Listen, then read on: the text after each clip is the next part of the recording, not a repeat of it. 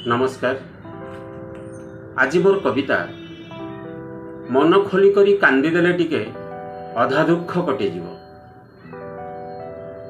बेले बेले आसे एमिति समय इच्छा हुए कांदीबाकू, बेले बेले आसे एमिति समय इच्छा हुए कांदीबाकू।